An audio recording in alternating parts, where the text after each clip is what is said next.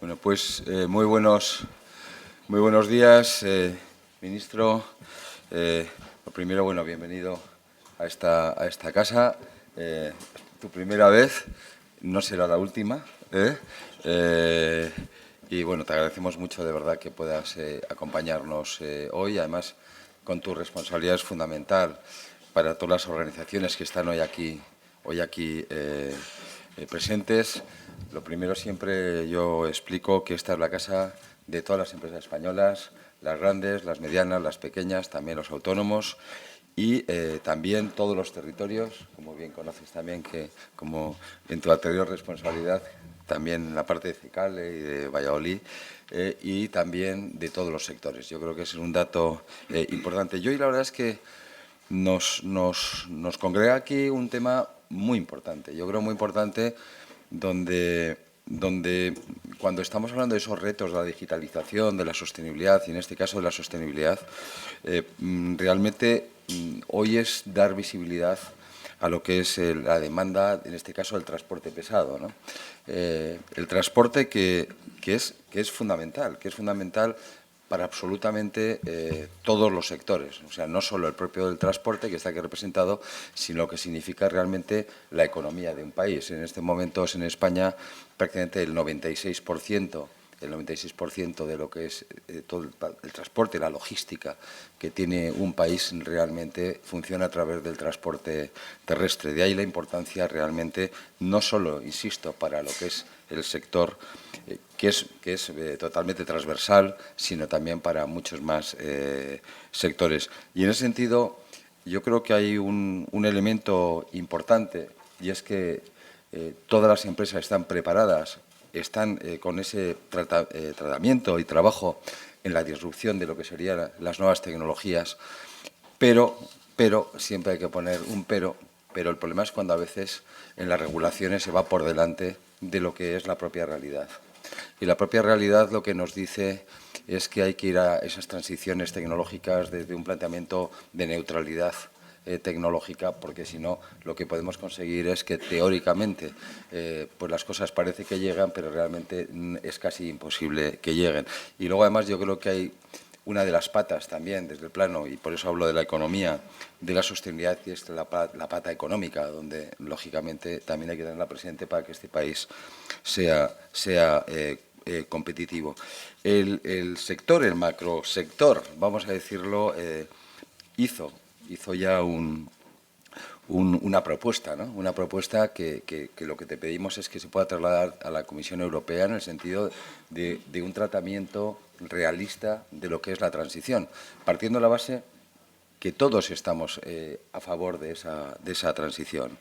Que lo que se pide, insisto, es que tecnológicamente esa transición tenga un planteamiento neutro y pues se está hablando también de que se pueda trabajar en esos combustibles neutros en CO2, el CNF, que realmente a muy corto plazo, además, conseguiría, para empezar, unos efectos muy positivos, independientemente que toda la electrificación no solo depende del trabajo, en este caso de los transportistas, de la logística, etcétera, de los autobuses, etcétera, sino que también depende del despliegue de todo lo que serían las electrolineras, etcétera. Es decir, que esto es una cosa que todavía sabemos que le queda muchísimo recorrido. Y luego también la posible corrección del factor de carbono. Pero yo, por aclarar, porque me habían puesto una serie de papeles, pero yo creo que hay algo que me vas a permitir, ministro, pero lo quiero recordar a todo el mundo. Cuando se habla de COE, la gente dice, bueno, la COE, pero es que yo creo que es que cuando he visto las organizaciones que han firmado, que son las que proponen el documento, porque si lo pusiéramos dentro de la casa, lo sería mucho más, pero es que me vas a permitir que la repase, porque da realmente la importancia de qué estamos hablando, ¿no? Estamos hablando de la Asociación de Cargadores de España, de la Asociación de Empresas de Carrocerías, y lo estoy hablando por orden alfabético, lo digo para que nadie se nos enfade, de ACTECO, la Asociación de Empresas de Carrocerías y Transformadoras, de la Industria del Metal, de la Asociación Española de Vendedores al por menor de carburantes y combustibles, de ALBA, Emisión Frital, de ANCERA, que es la Asociación de Comerciantes de Equipos, Recambios, Neumáticos y Accesorios para Automoción, de ANFAC, de la Asociación Española de Fabricantes de Automóviles y Camiones, de la Asociación Andaluza de Empresas Fabricantes de Carrocerías y Remolques, de la OPE, la Asociación Española de Operadores de Productos Petrolíferos, de la Asociación de Empresas de Energías Renovables también, pues también están aquí, la APA, de la Asociación de Carroceros Transformadores de Vehículos Industriales y Comerciales, espera, que sigo, de la Asociación Española de Profesionales de la Automoción, de la Asociación Española de Fabricantes de Remolques y Remolques, Cisternas, Vehículos y Análogos, de ASTIC, la Asociación de Transporte Internacional por la Carretera, de la Asociación Empresarial del Alquiler de Vehículos con y sin conductor, de la Asociación de Terminales Líquidos, la Asociación de Transportes Públicos Urbanos Metropolitanos, de la Asociación Española del Bioetanol, de la Confederación Española de Empresarios de Estaciones de Servicio. También hay empresas como CEPSA, Confederación Española de Transportes de Mercancías, Confederación Nacional de Distribuidores de Gasolia, Confebus, la Confederación Española de Transportes de Autobús, Faconauta, la Federación de Asociaciones de Concesionarios de Automoción, que estén por aquí, y estoy viendo aquí a Marta, a todos, a todo el mundo presente, a Ferruz, a Gasnam, a la Asociación Ibérica del Gas Natural, Hidrógeno Gas Renovable para la Movilidad, el Grupo Corral, Gumbor, Zamarbu, Ibeco. Y luego empresas como Mercadona, Naturgy, Petronor, Repsol, Rigual, Romus, está Sernauto también, por supuesto, que yo creo que es uno de los grandes sectores de este país, con multinacionales, además familiares españolas, SESE, Técnicas Reunidas, Tecnove, está UNO también, lógicamente, la Organización Empresarial de Logística y Transporte, UNBI, UPI, Operadores de Servicio, Vertex. Bueno, cuando suelo decir que aquí realmente confluimos las empresas, esto yo creo que es lo que demuestra de la importancia, porque cuando se va en unidad, es que realmente el problema es muy serio, porque si no, normalmente podría haber diferencias entre uno y otro sector diciendo yo quiero un poco de lo mío. Entonces, ahí lo que sí te pido es, bueno, pues en lo que se pueda trabajar. Yo creo que hoy es una jornada importante donde efectivamente se va a poner en valor este tema, se va a explicar de por qué, vamos a decirlo, sería necesario, o sea, el trabajar en el documento este que se ha firmado, pero, insisto, ministro, con un planteamiento totalmente de innovación y un planteamiento de ganar el futuro. Es decir, que nadie está diciendo me quiero quedar como estoy, sino que lo que se está diciendo es vamos a trabajar juntos. En este caso es muy importante también con el sector público. Cuando se habla del efecto público-privado, es fundamental juntos, y yo te lo agradezco mucho en este caso que estés aquí, trabajar juntos realmente para conseguir que España llegue efectivamente a conseguir esos objetivos que realmente estamos todos trabajando en ellos, en esa Agenda 2030. Pues gracias y le paso la palabra al ministro. Muchas gracias.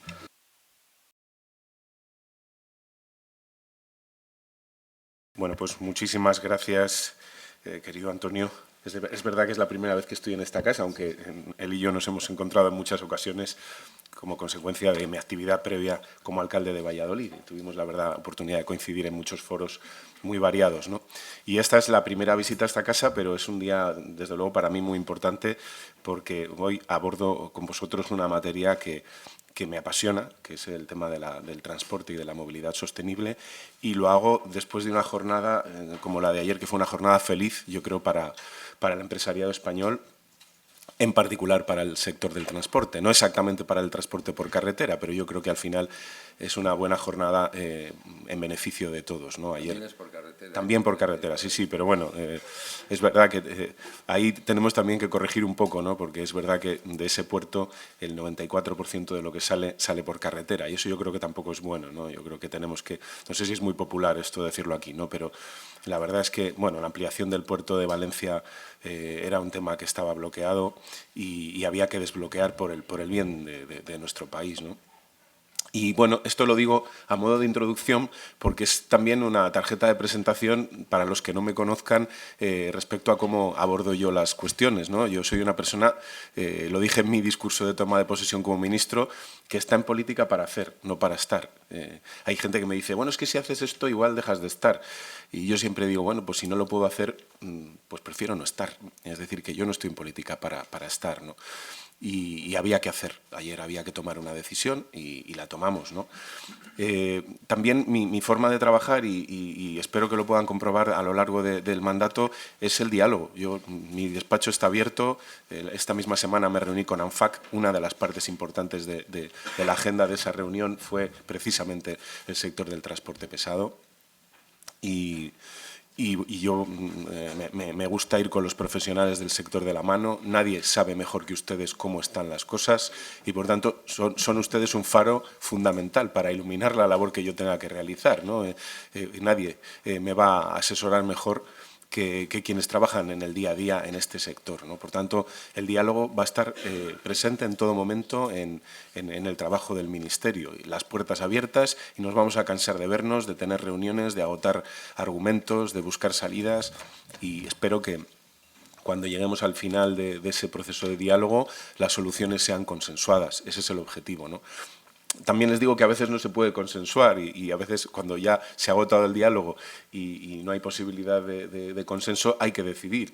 Ayer también fue un buen ejemplo, ¿no? Ha habido diálogo, en este caso, con personas y con sectores pues, afines al Gobierno. No ha sido posible un acuerdo, hemos tomado una decisión y hemos tirado para adelante, ¿no? Adoptando la decisión que creemos que es lo mejor para España. A veces no daremos gusto a todos, pero bueno, lo vamos a intentar ir de la mano del sector en todo lo que sea posible, ¿no? Y es verdad que el sector vive un momento de transformación absolutamente histórico, ¿no? Estamos en un punto de cambio del paradigma, de cambio de tecnologías, etcétera, y coincido plenamente con el análisis que hace el presidente de la COE. Yo creo que, y esto lo he dicho muchas veces como alcalde, yo vengo de una ciudad fabricante de automóviles. Sé muy bien las dificultades en el cambio de tecnologías que se están intentando imponer de una manera, pues muchas veces, a veces acelerada, ¿no? Y sé de la necesidad de hacer transiciones que permitan que lleguemos al final de la carrera sin haber perdido el aliento, ¿no? O sea, no fallecer en el intento, ¿no? Ese es el reto, porque sabemos hacia dónde vamos, está muy claro, sabemos de dónde venimos, pero para llegar a donde vamos no podemos dar un salto porque a lo mejor nos rompemos la crisma, ¿no? Es importante que seamos capaces de recorrer ese camino a la velocidad que seamos capaces como corredores de soportar, ¿no? Y eso implica diálogo con el sector, implica sentarse, implica hablar de las posibilidades reales que tiene el sector de acometer los cambios y a qué velocidad puede hacerlos, ¿no? Es verdad que no todo recae sobre el Ministerio de Transportes, hay cuestiones reglamentarias que, bueno, como saben muy bien, están en manos de Transición Ecológica. Nosotros venimos ahora mismo de un Consejo Europeo en el que se han adoptado algunas medidas en relación con el transporte por carretera, algunas relacionadas con la seguridad, otro con el tema que tanto preocupa, que es el tema de las emisiones. Al menos hemos introducido algunos elementos de seguridad en torno a la medición de las emisiones. Y bueno, estamos en pleno debate sobre algunas cuestiones que son tremendamente preocupantes para el sector, medidas, etcétera. Hablábamos hace un momento de un tema concreto de los duotrailers y demás, y bueno, tenemos evidentemente que decidir. El Ministerio, como saben, en el pasado ejercicio habilitó un plan de 400 millones para incentivar la compra de vehículos ya adaptados a las nuevas realidades.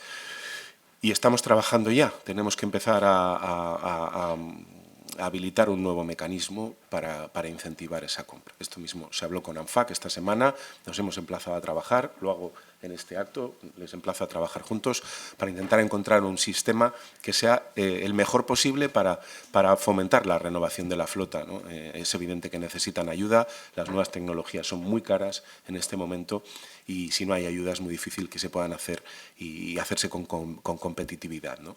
El plan anterior ha sido un éxito. No tanto en cuanto a camiones, sí en cuanto a autobuses, ¿no? Pero se ha agotado y bueno, pues vamos a intentar que en el próximo seamos capaces de responder a las necesidades del sector y que pueda ser un paso más adelante en la búsqueda de soluciones en el corto plazo y en el medio plazo, ¿no? Y por mi parte, pues nada más. Yo creo que el camino se demuestra andando y nunca mejor esto decírselo a quien se dedica precisamente a recorrer el camino y llevar a los hogares y a las familias pues lo que necesitan. Este es un sector que mantuvo al país vivo en un momento crítico y esto nunca debemos dejar de recordarlo. En un momento muy difícil para la humanidad y en particular para nuestro país, el transporte fue el que nos permitió, seguir teniendo acceso a los productos básicos. Nunca se cortó la cadena de suministro en nuestro país y eso sin duda se debe en buena parte a nuestro transporte, ¿no? Y por eso yo quiero hoy reconocérselo aquí.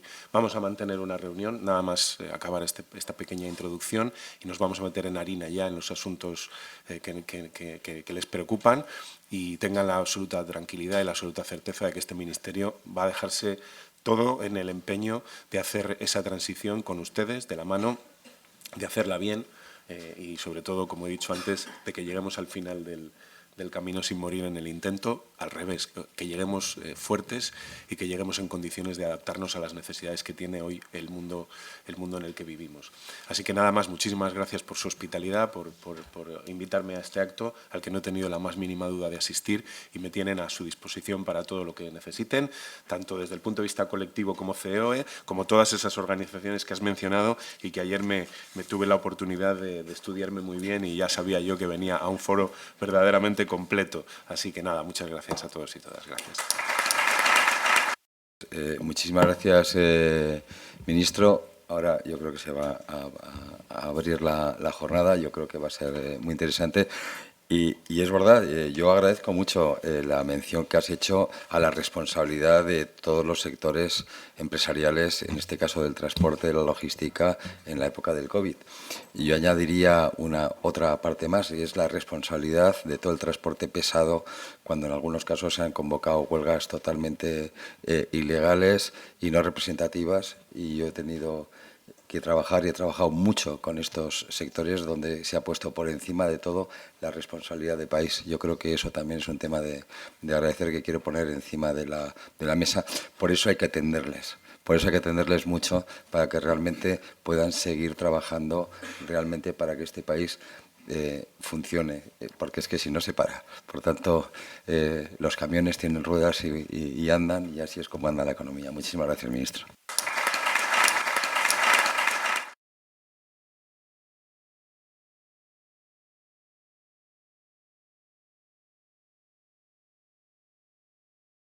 Bueno, bienvenidos a todos otra vez a COE, a este acto, con un título muy sugerente, ¿no? Descarbonización del transporte pesado, oportunidad o riesgo para la competitividad de España. La verdad que llevamos muchos años ya, y los últimos sobre todo en COE, intentando que todo este proceso de compromisos que tenemos de descarbonizar nuestra economía sea una oportunidad para nuestro país, ¿no? Que yo creo que es el reto que tenemos todos por delante, ser capaces de convertir este reto formidable que nos decía el ministro en una oportunidad.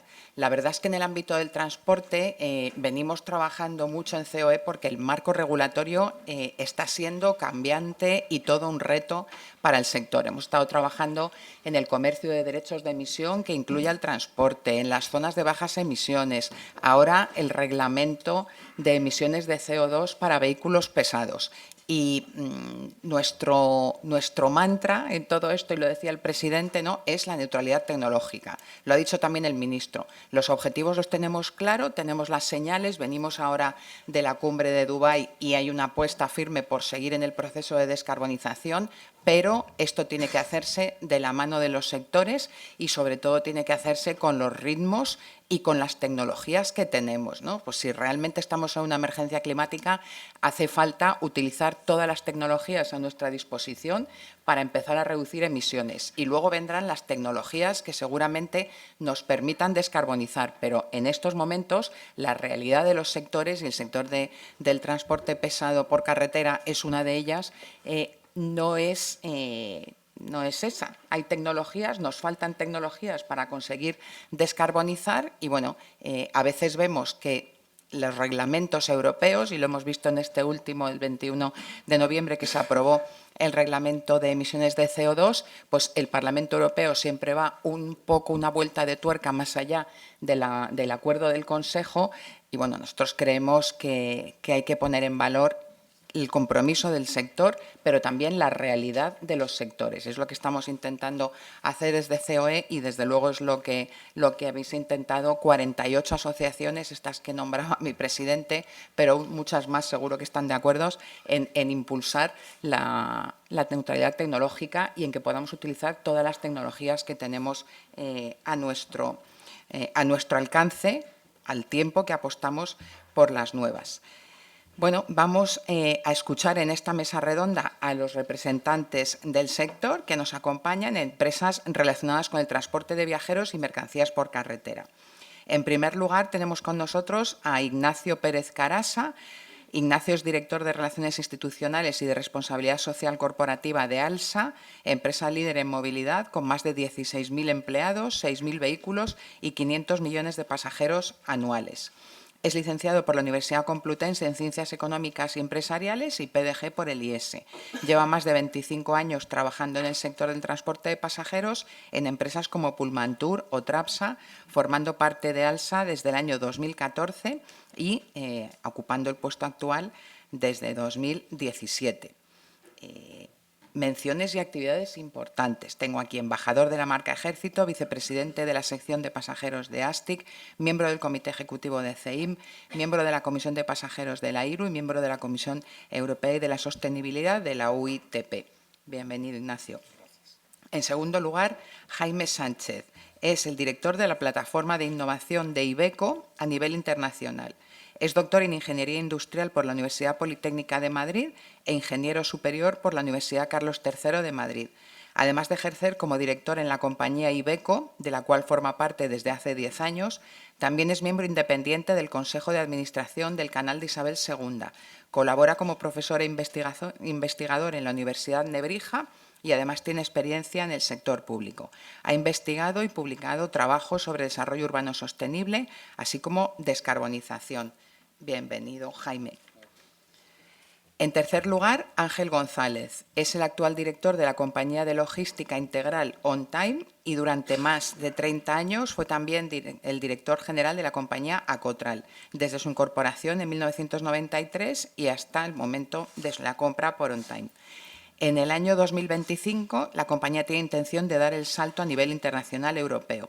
Son unos de los principales operadores logísticos de la península y están especializados en grandes corporaciones. Entre sus áreas de actividad destacan la distribución urbana sostenible, el e-commerce, cargas completas y servicios dedicados, ADR y logística industrial, entre otros. Bienvenido, Ángel. Y, por último, Héctor Cebrián. Héctor es el encargado de Public Affairs y proyectos de descarbonización de SESE.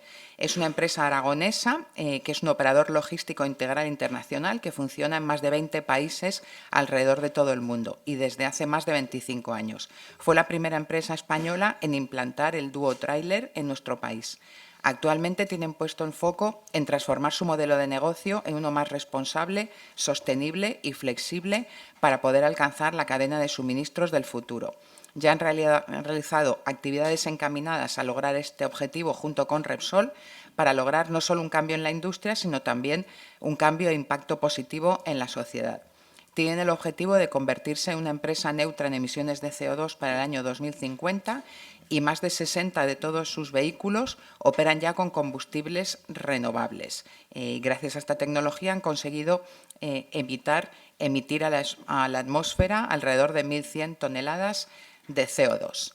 Pues bienvenido, Héctor. Muchísimas gracias a todos. Como ven, amplia experiencia en esta mesa redonda y una cosa que a mí me encanta decir siempre, que es que no queda en este país ni una sola empresa ni un solo sector que no haya repensado su modelo y sus productos en clave de sostenibilidad, ¿no? Como vamos a ver ahora.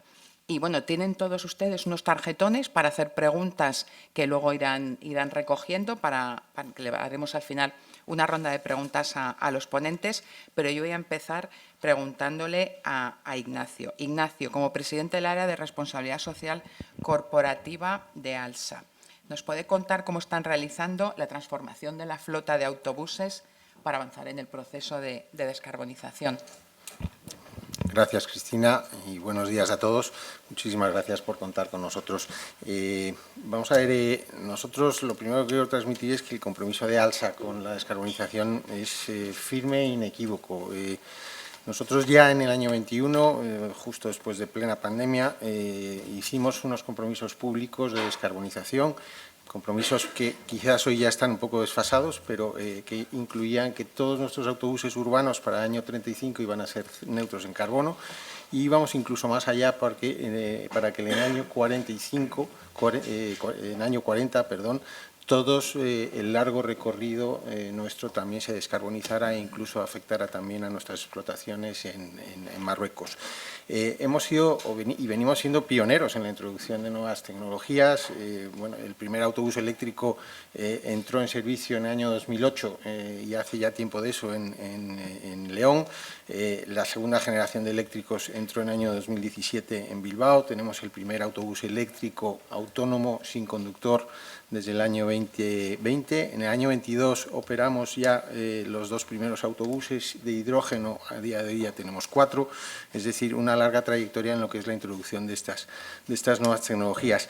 Estamos tremendamente activos en todo lo que son combustibles alternativos. Estamos realizando pruebas ya desde el año 21 de HVO en nuestras explotaciones en Bilbao. Se han realizado de nuevo pruebas en el Consorcio Regional de Transportes de Madrid y ahora vamos a iniciar pruebas tanto en Castilla y León como en Granada. Tenemos autobuses de biometano, es decir, es una preocupación clara y manifiesta.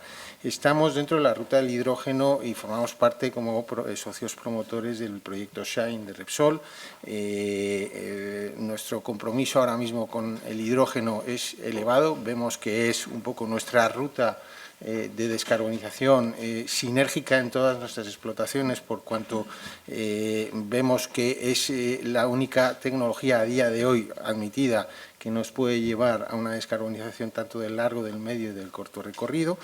Y bueno, pues por citar un poco y concluir con esto, tenemos ya 750 vehículos verdes que vienen a suponer un 35% de nuestras explotaciones que han sido o que pueden empezar a ser descarbonizadas, que son las explotaciones de corto recorrido, las urbanas y las de cercanías.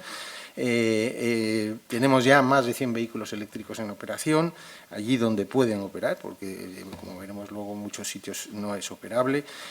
Y luego, bueno, pues solo decir que nuestros autobuses ya Eco Cero en el último año han dejado de emitir en el año 22 más de 20.000 toneladas, o sea, el efecto es importante. Tenemos un bosque propio para la descarbonización de nuestra actividad, con aportaciones de más de 80.000 clientes de forma voluntaria a la descarbonización.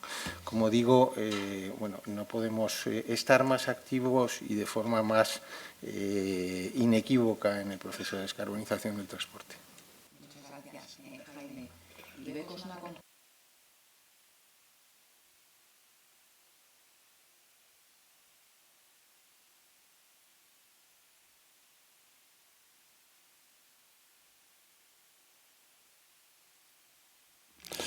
Bueno, pues en primer lugar, muchas gracias también por hacernos participar de esta jornada. Creemos que es importante desde el punto de vista de los fabricantes.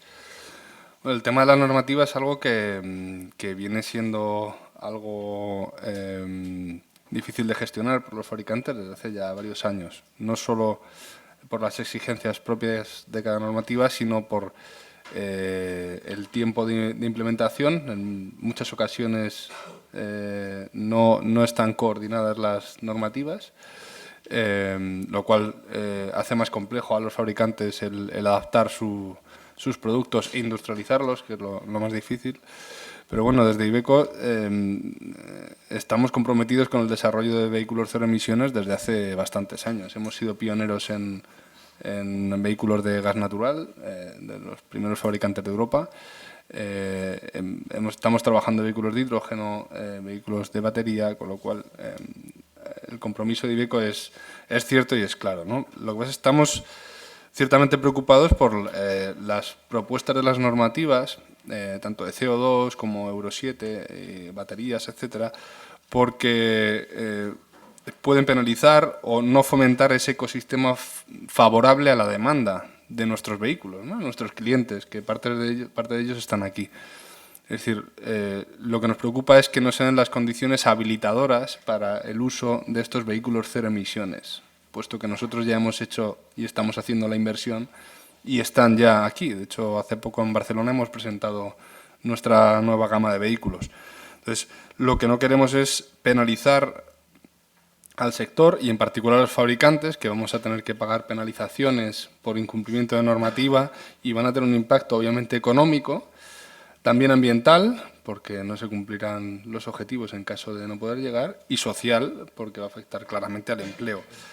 En cuanto a Euro 7, bueno, pues el retraso de la normativa, las discusiones entre los diferentes entes públicos, el trílogo que estamos esperando ahora, a ver cómo se resuelve, lo único que hacen es añadir incertidumbre a nuestros equipos de diseño y también a las fábricas. Tenemos que pensar siempre, como he dicho antes, en la industrialización. Es lo difícil. Hacer un prototipo es fácil, pero industrializar un camión no es tan fácil, ¿no?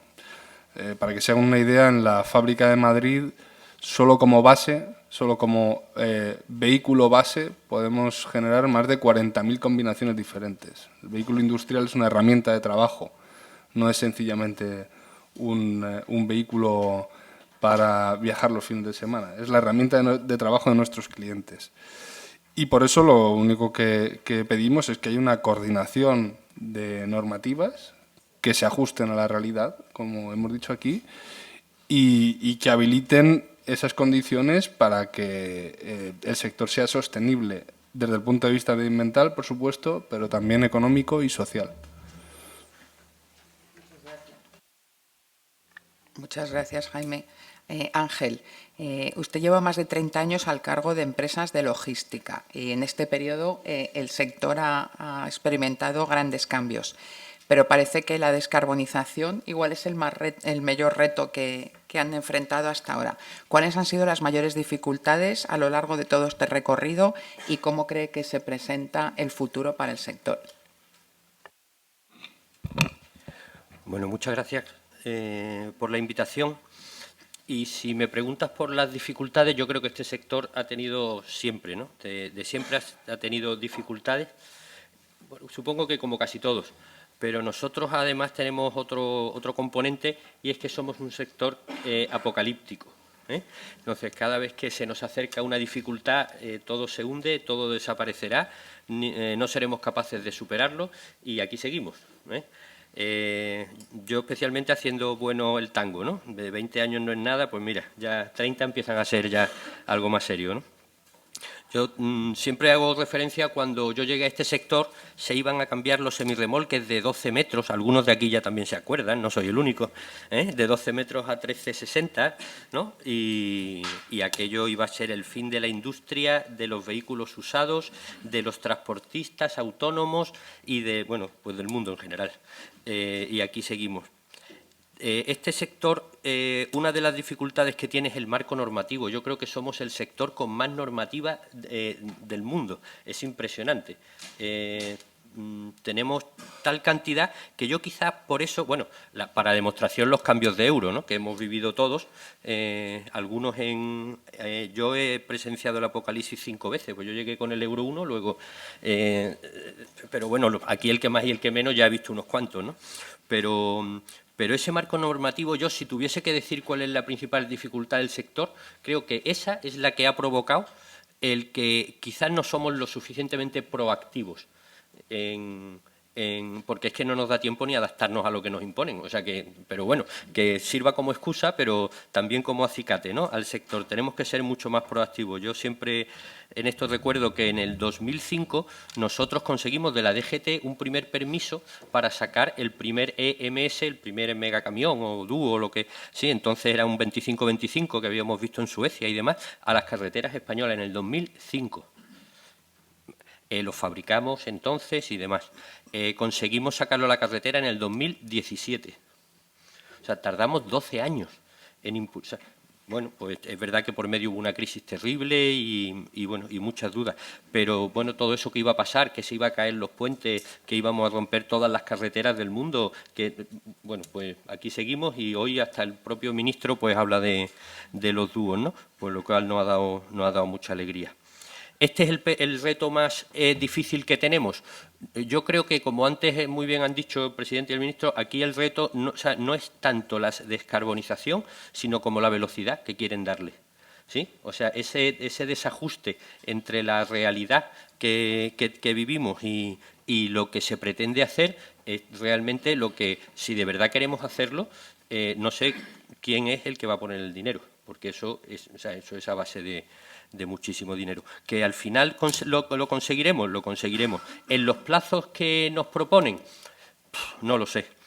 Yo sé que, vamos, una pequeña radiografía del sector, yo sé que todos los presentes la conocen perfectamente, pero vamos a pensarla desde el punto de vista de la descarbonización, ¿vale?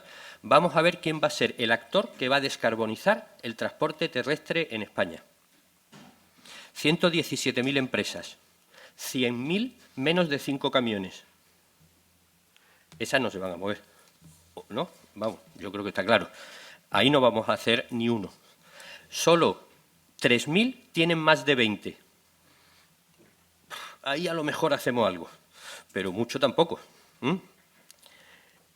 Es decir, la parte que puede, no que esté dispuesta, que puede moverse del sector, salvo que la ayudemos muchísimo, es cortísima.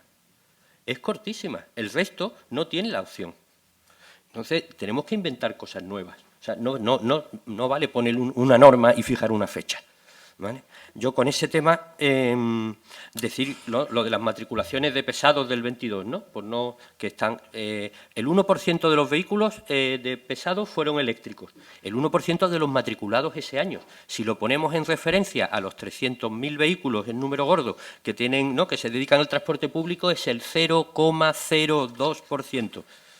Y todavía hay quien dice que vamos a llegar al 55 del 2030, ¿no? Esto es imposible. O sea, esto o nos lo tomamos de otra manera o así no va a ser, ¿no?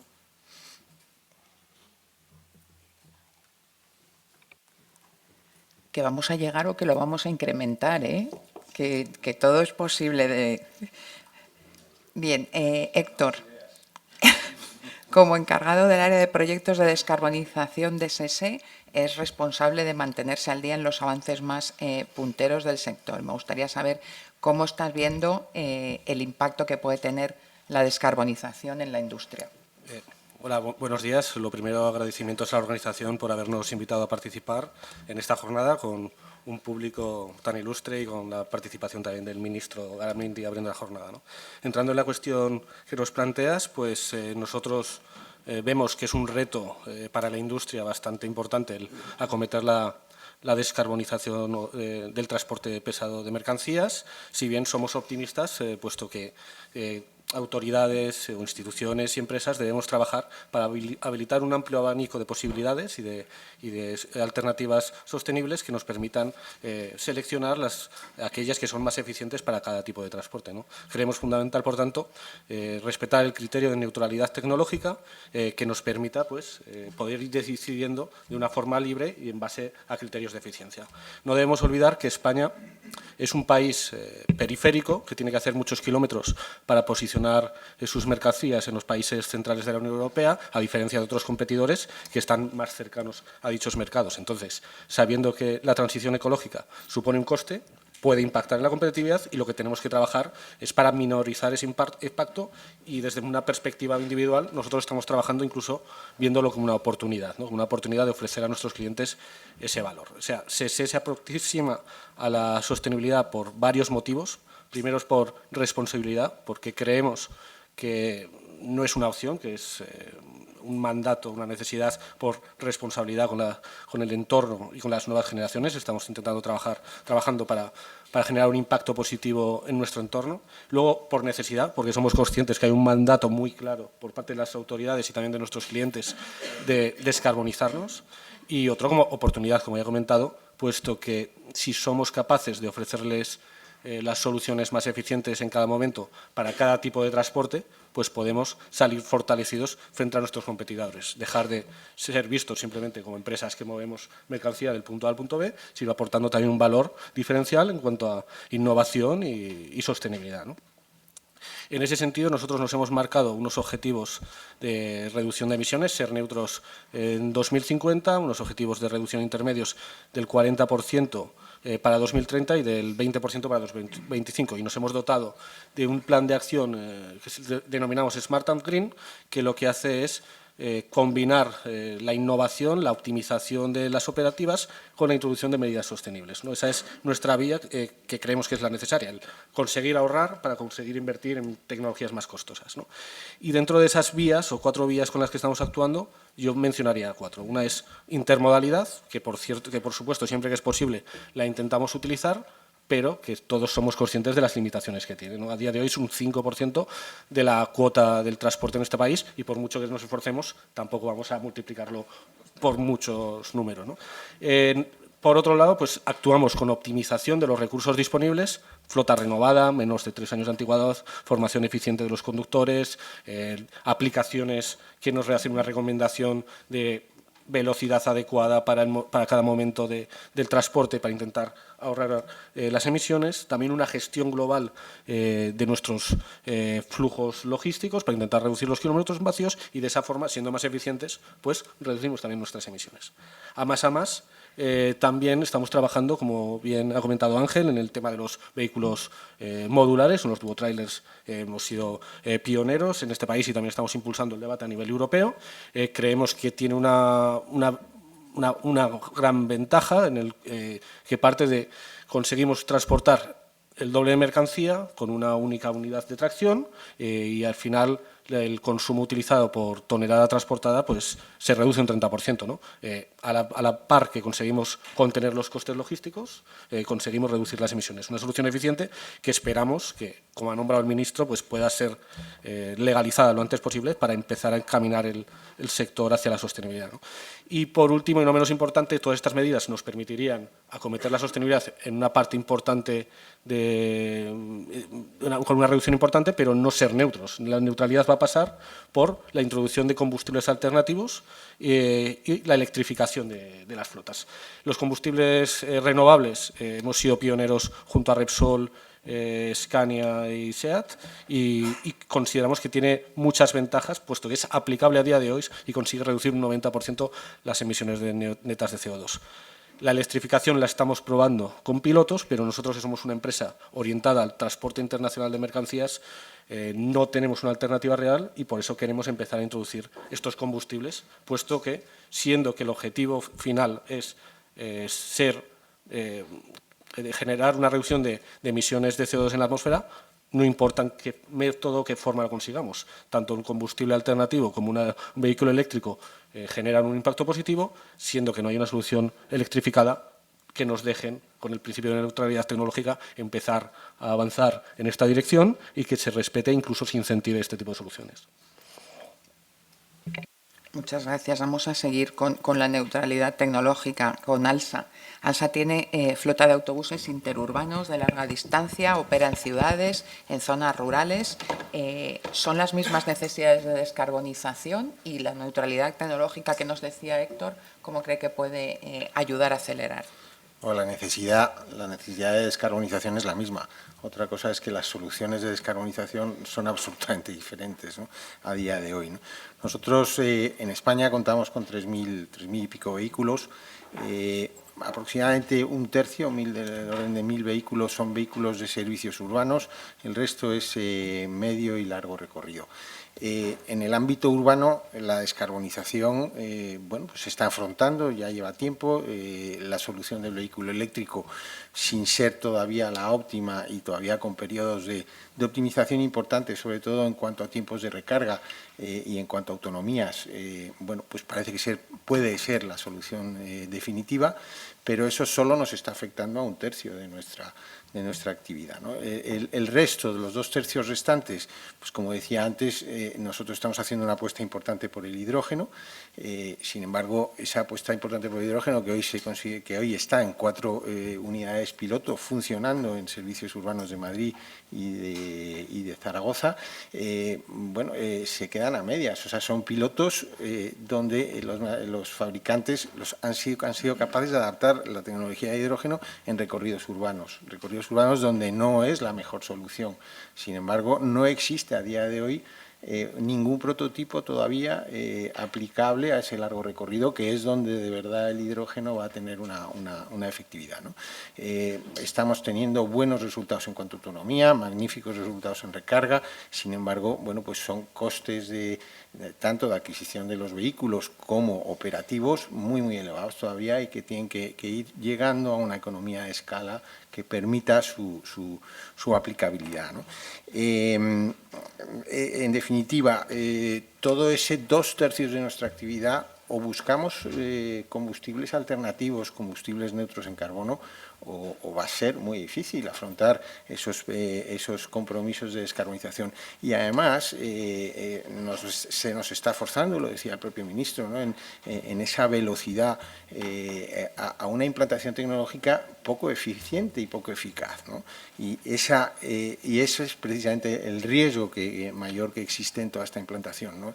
Necesitamos estos combustibles más allá de una transición o de una implantación definitiva, tienen que ser esa alternativa a que otras soluciones tecnológicas maduren, sean eficientes y que se produzcan unas economías de escalas que garanticen bueno, pues su operatividad en el futuro, ¿no? Y para ello es necesario pues, ayudas desde el punto de vista de la adquisición de material, pero también ayudas en la reducción de los costes operativos. O sea, grandes empresas como las que estamos aquí, estamos actuando de pilotos, estamos actuando de efectos tractores en la industria, pero esto tiene unos costes muy elevados y costes que tienen que ser de alguna manera provistos por las administraciones, ¿no?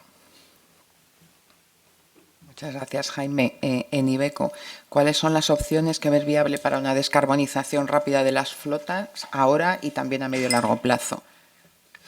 Bueno, como opciones en realidad están todas. Es decir, tenemos que entender que el problema del CO2 en los vehículos pesados, como hablábamos antes, no es un problema similar al de un vehículo utilitario, ¿no? Al ser herramientas de trabajo. Esto quiere decir que tenemos que diferenciar muy bien el problema de la descarbonización, diferenciar entre lo que es descarbonización y lo que es calidad de aire, ¿no? Entonces, descarbonización significa quitar carbono de la atmósfera o reducir las emisiones provenientes de combustibles fósiles. En la larga distancia, cualquier tipo de combustible neutro en carbono es totalmente eficiente, ¿no? Es decir, si conseguimos obtener o conseguimos que nuestros vehículos operen con vehículos neutros en carbono, como es así, de hecho estamos haciendo ya pruebas con motores de hidrógeno. Una de nuestras empresas dentro del grupo, FPT, está haciendo pruebas con motores de hidrógeno para vehículos pesados, maquinaria agrícola. El HVO ya se puede utilizar directamente en nuestros motores. Hay opciones en Iberoamérica, se está trabajando mucho con bioetanol y, como decía antes, nosotros somos pioneros en vehículos de gas. Todo lo que sea biometano está disponible para descarbonizar, para quitar carbono del transporte a larga distancia. A nivel local o calidad de aire, que puede estar ligado o no a la descarbonización, ahí sí que los vehículos cero emisiones deberíamos decir, ¿no?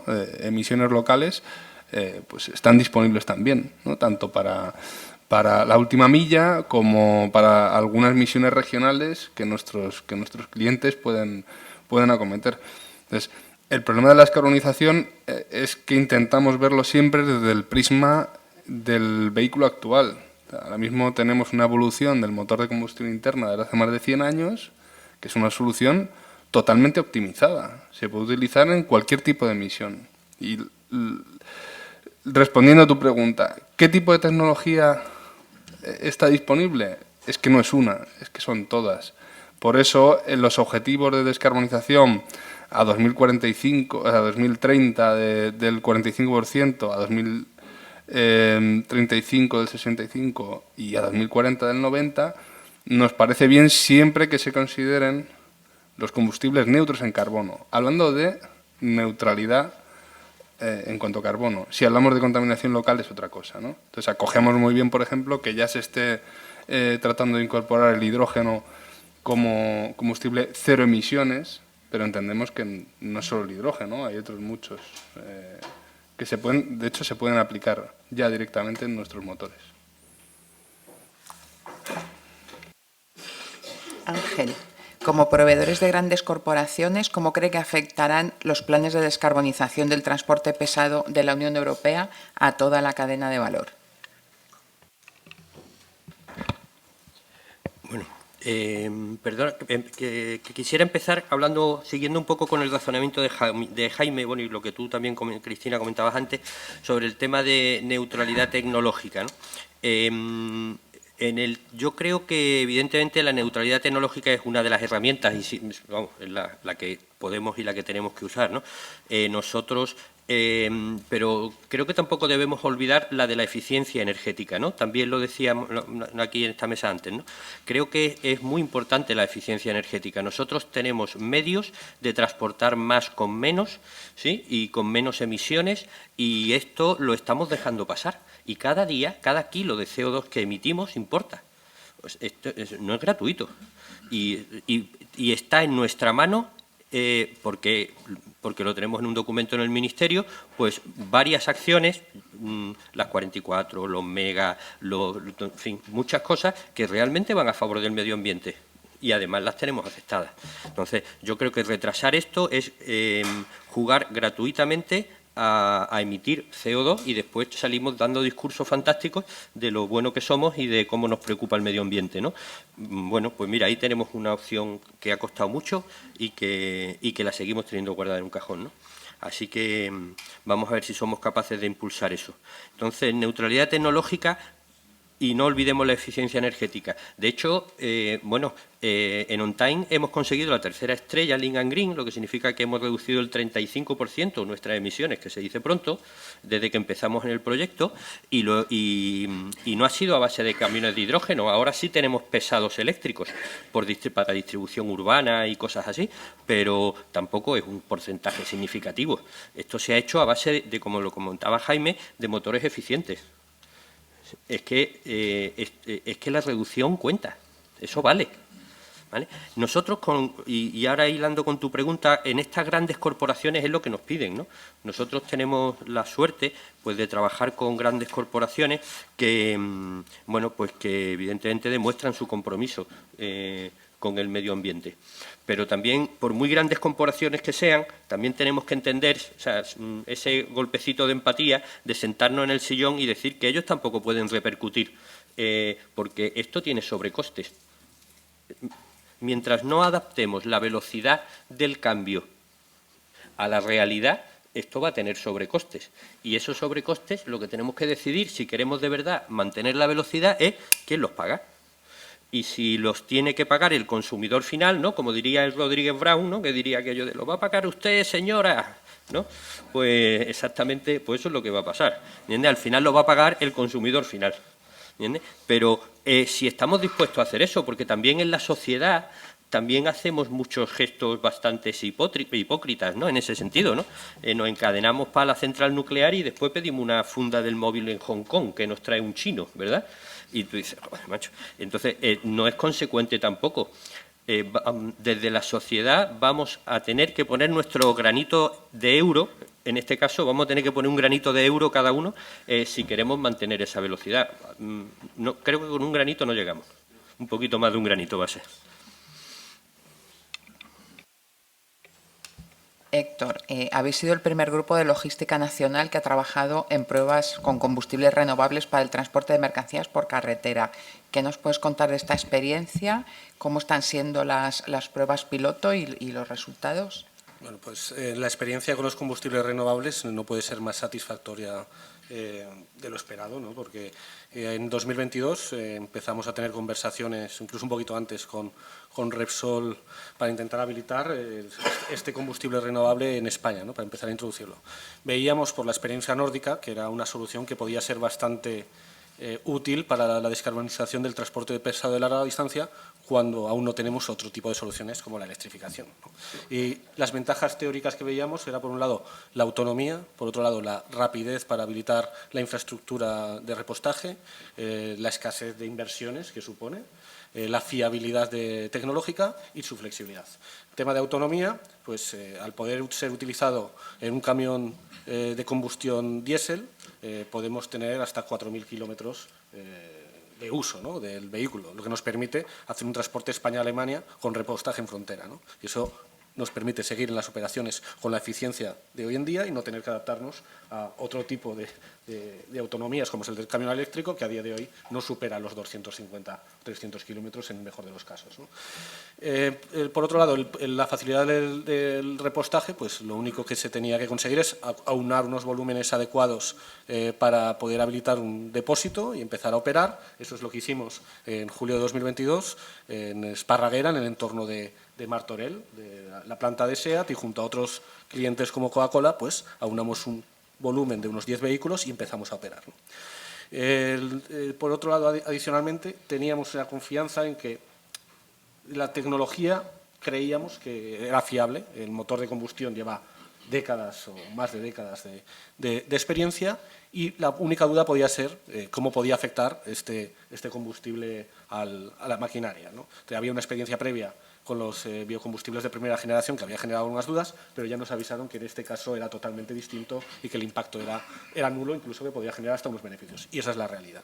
Y por otro lado, el tema de flexibilidad de uso, pues es una molécula prácticamente idéntica a la de origen fósil, lo que permite ser combinado en porcentajes con el diésel, e incluso si no hay un punto de suministro por problema de que no hay red o porque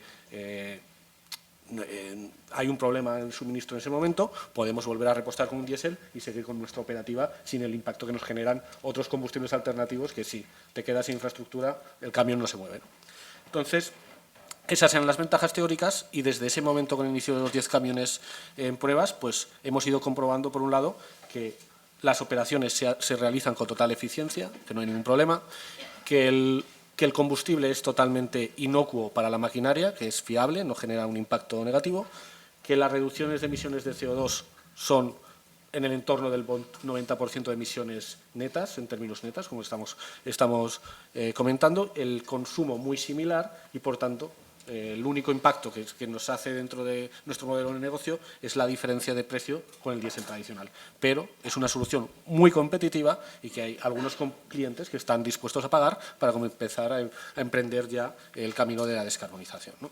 Entonces, viendo estas soluciones y con una situación a más de 18 meses vistas, en estos momentos tenemos más de 60 unidades en la carretera, con un consumo de este mes probablemente unos 200.000 litros, y evitando ya este mes mismamente más de 400 toneladas de CO2, ¿no? Nuestra intención es seguir en esta línea, que actualmente ya representa un 10% de reducción de emisiones de nuestra flota propia de española, la flota española, y continuar para seguir cumpliendo esos objetivos que nos hemos marcado y que he comentado antes, y que creemos que incluso, si sigue así, podrán ser superados. Para ello vamos a necesitar el apoyo de las instituciones, respetar la neutralidad tecnológica y que los combustibles renovables sean considerados como un medio apto para conseguir el fin último, que es la reducción de emisiones de CO2, ¿no? Y para ello creemos que es una solución eficiente y válida.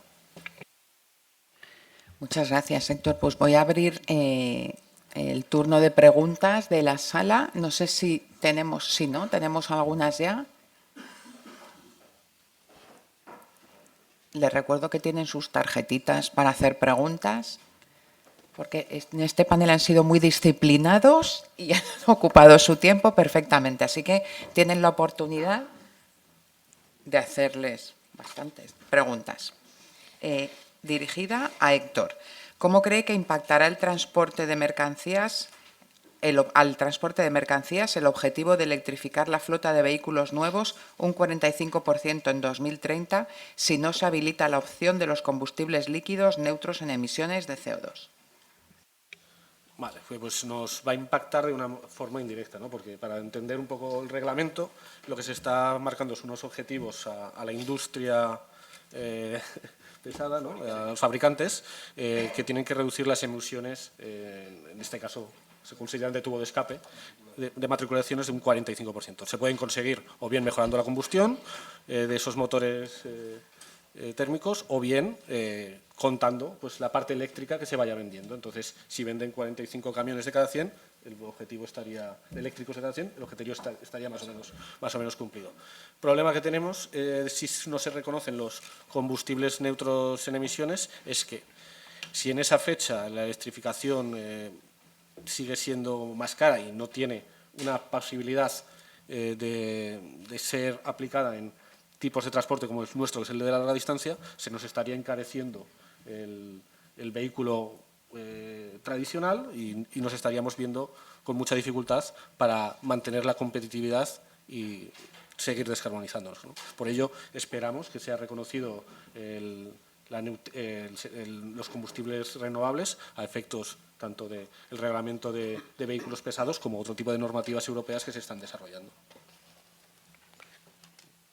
Muchas gracias. Para Jaime, ¿contemplan la utilización de motores de combustión interna con mezclas de biometano e hidrógeno verde y en qué proporción? Sí, todo lo que sea mezclas de combustibles, por supuesto. El hidrometano, que llaman algunos expertos, sí, claro que la contemplamos. A nivel técnico es totalmente factible. A día de hoy la regulación, si no recuerdo mal, permite incluir hasta un 2% de hidrógeno como mezcla, y técnicamente seguramente se puede llegar cerca del 10% sin hacer prácticamente nada en el motor. Y más allá, obviamente va a ser una de las soluciones siempre y cuando la normativa se abra.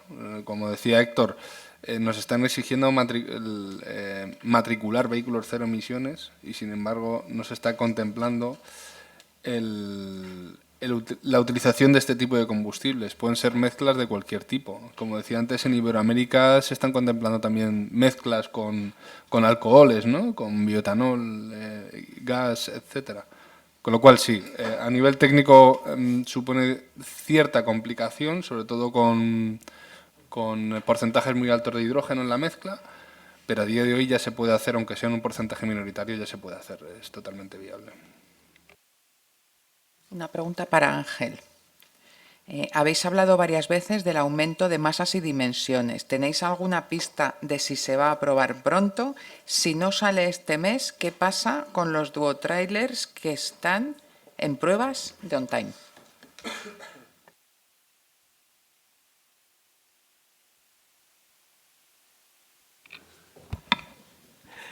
No, hombre, estamos seguros que alguna solución va a haber, ¿no? Ya, de hecho, está en marcha.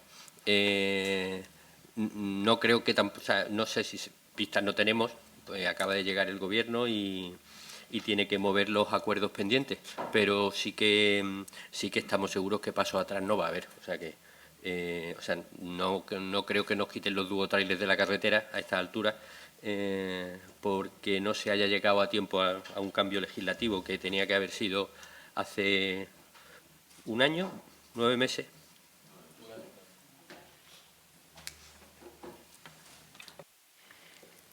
Ignacio, ¿qué les preocupa de todo este proceso de transición energética? Esta es corta.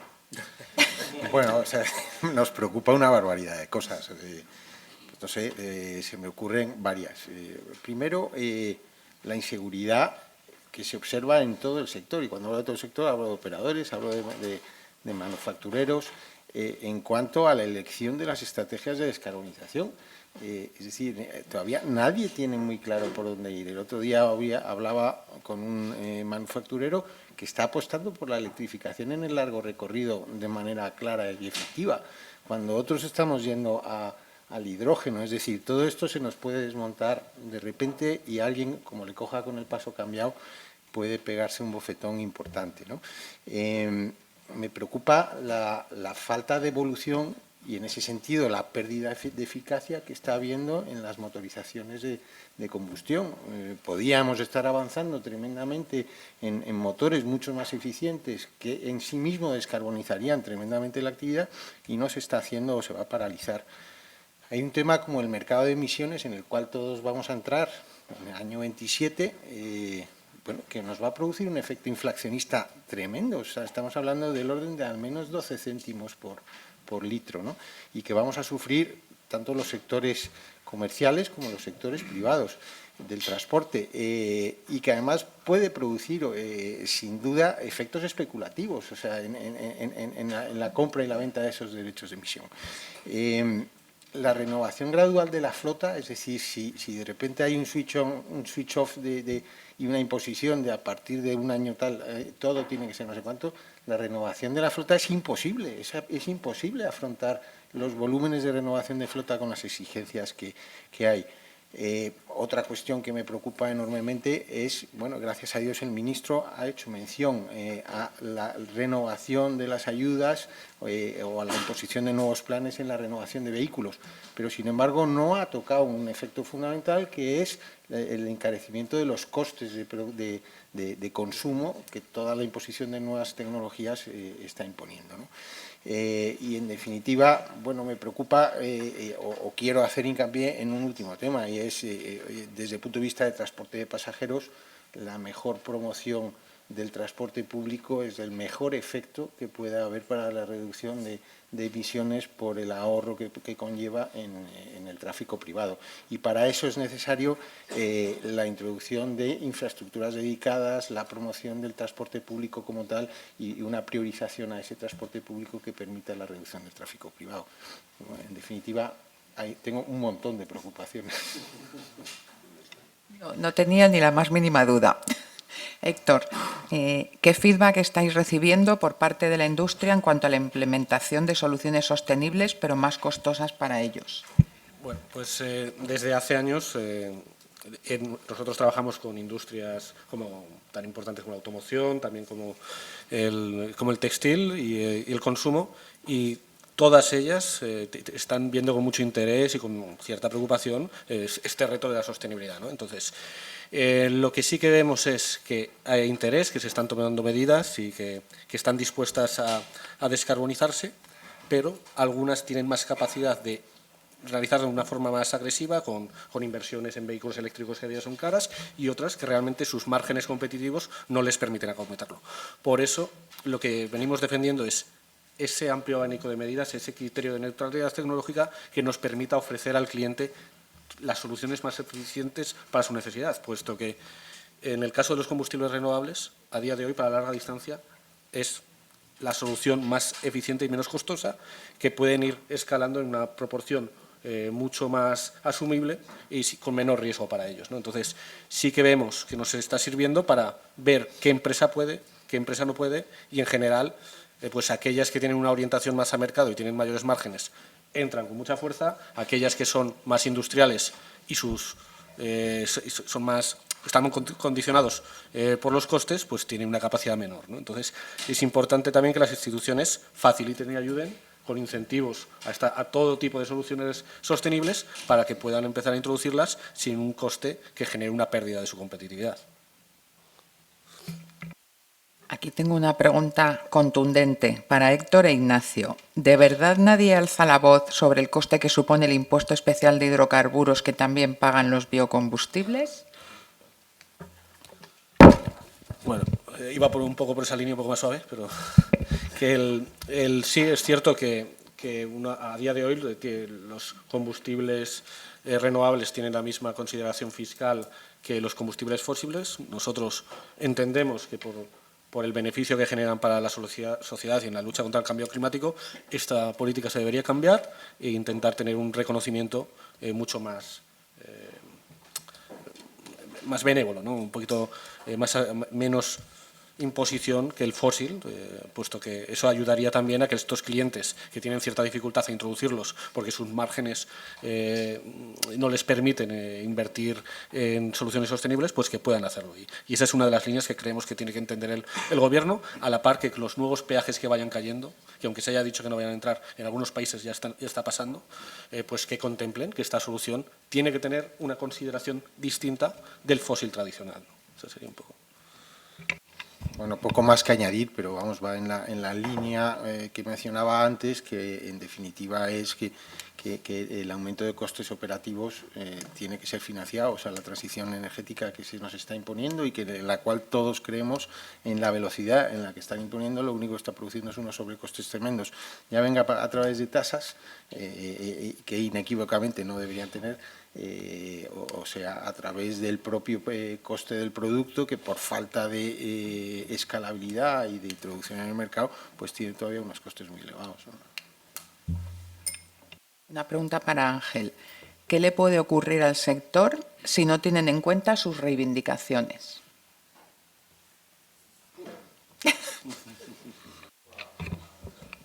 Apocalipsis. Apocalipsis. Pero bueno, saldremos de esta también, da igual. Una más, exactamente.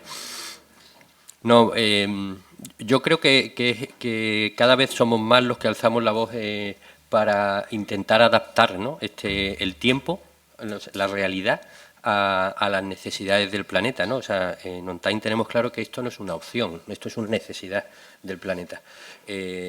Lo que también queremos es que quizás podamos cambiar los plazos si empezamos hoy. Si esperamos soluciones futuras, si esperamos soluciones absolutas, pues probablemente vamos a tener después poco tiempo, porque por el camino habremos emitido mucho CO2. Si empezamos a tomarlas hoy, quizá para esa solución absoluta que llegará y será competitiva cuando llegue, pero no va a ser en los plazos que están fijados, o por lo menos desde luego hoy no es lo que vemos, pues sí que vamos a sufrir mucho por el camino, ¿eh? Vamos a sufrir mucho. Aquí tengo una pregunta para todos, pero que la hemos contestado ya, sobre si no sería de gran ayuda aplicar una fiscalidad especial a los combustibles renovables. No sé si alguien tiene alguna pregunta más. ¿No? Les voy a dar una oportunidad de lanzar un mensaje o si queréis decir algo más. ¿No? ¿Alguna intervención adicional? Vale. ¿Sí? Simplemente yo creo que la voluntad de todos es inequívoca, o sea, la intención de descarbonización, esto no se puede ver como un intento de freno a la descarbonización, todo lo contrario. Yo creo que es una voluntad de todo el sector de forma unánime en producir una descarbonización ordenada, lógica y eficiente, no es otra cosa, ¿no?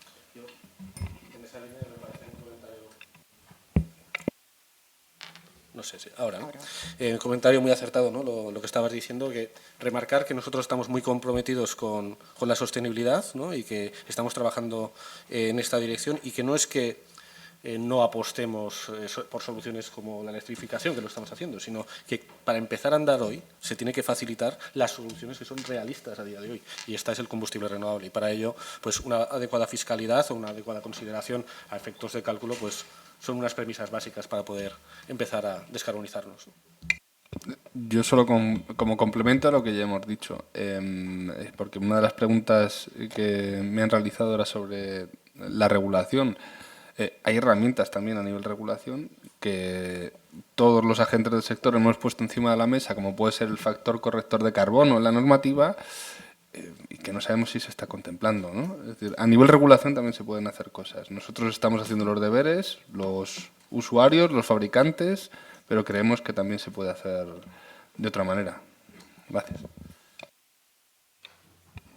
Bueno, por terminar con algo, estoy totalmente de acuerdo con todo lo de la mesa, nos habéis buscado todos igualitos para que no discutamos, así que eso lo habéis hecho muy bien. Yo, bueno, pues lo que decía Kelly Senecal, ¿no?, el diseñador estadounidense de motores, ¿no?, el futuro de la automoción es ecléctico, no eléctrico, ¿no? Y yo creo que así tenemos que ser, ¿no?, y que solo desde esa actitud ecléctica es desde la que vamos a alcanzar realmente el reto de la descarbonización. Bueno, si estáis todos de acuerdo, a lo mejor es que tenéis razón, ¿no? Y bueno, yo me quedo como conclusión de esta mesa que al final la realidad es muy tozuda. Hay un compromiso firme e inequívoco de todo el sector con la descarbonización y con los objetivos de cambio climático. Son sectores que llevan un largo recorrido, como hemos comprobado, en innovación, en apuesta por la tecnología y por la protección del medio ambiente. Un sector que se enfrenta a una normativa muy compleja y en el que el reto que tenemos es la velocidad de esa descarbonización, adaptar toda esa normativa a la realidad de los sectores, que no siempre es el caso, y para ello todos entendemos que la clave es la neutralidad tecnológica y la eficiencia energética. En este panorama, pues yo creo que está claro que los combustibles neutros en carbono van a jugar un papel muy importante. Muy esperanzadoras las palabras del ministro y, bueno, seguiremos todos trabajando en esta línea. Y nada más, muchas gracias a todos. Y ahora, para la clausura, le voy a dar la palabra a Rafael Barbadillo, que es el presidente del Consejo del Transporte y la Logística de COE. Muchas gracias.